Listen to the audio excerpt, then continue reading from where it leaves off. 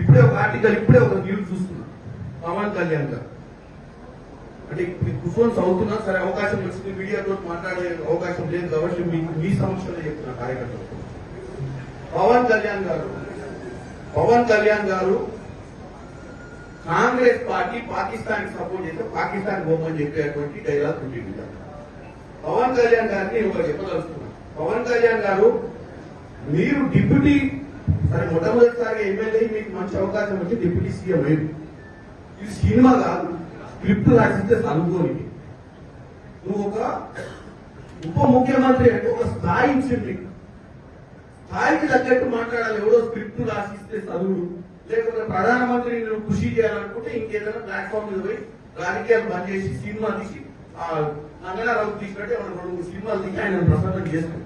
అంతే తప్ప నీకు ఒక అధికారమైన బాధ్యతలు ఇచ్చి ప్రజా సమస్యల మీద పోరాటం చేయాల్సినవి బాధ్యత లేకుండా కాంగ్రెస్ పార్టీ పాకిస్తాన్ లో సపోర్ట్ చేసుకుని ఒక ప్రచారం చేయ ప్రయత్నం చేస్తాం. కాంగ్రెస్ పార్టీ సెక్యులర్ గా ఈ దేశాన్ని కాపాడాలనుకుంటుంది. పాకిస్తాన్ ఇక్కడ ఉన్నటువంటి కుల మతాలకు అతీతంగా కాంగ్రెస్ పార్టీ అందరినీ ఒక పట్టున బతికేయాలనుకుంటుంది. పవన్ కళ్యాణ్ గారు మీ నాయకుడు ఎవరైతే ప్రసన్నం చేస్తున్నారో నరేంద్ర మోడీ లేక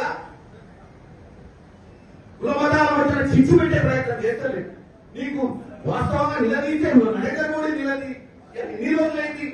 నలుగురు వచ్చి ముష్కరులు కాల్చిపోతే నలుగురిని పట్టుకునే దమ్ము ధైర్యం లేక పిట్టగదా ఎప్పుడో తిరుగుతుంది. ఏం ఇంటెలిజెన్స్ నడుస్తుంది దేశంలో?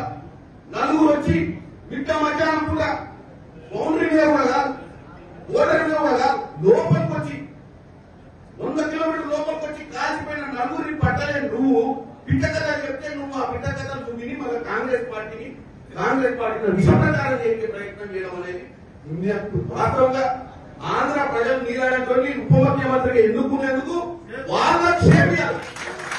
ఎందుకంటే నువ్వు ప్రజా సమస్యల మీద మాట్లాడాలి, పొలిటికల్ పార్టీని అటాక్ చేసి బేస్లెస్ గా మాట్లాడటం ఎవరినో కృషి చేయడానికి ఈ దరిద్రం మాటలు మాట్లాడతాడు. పవన్ కళ్యాణ్ గారికి చెప్తున్నా.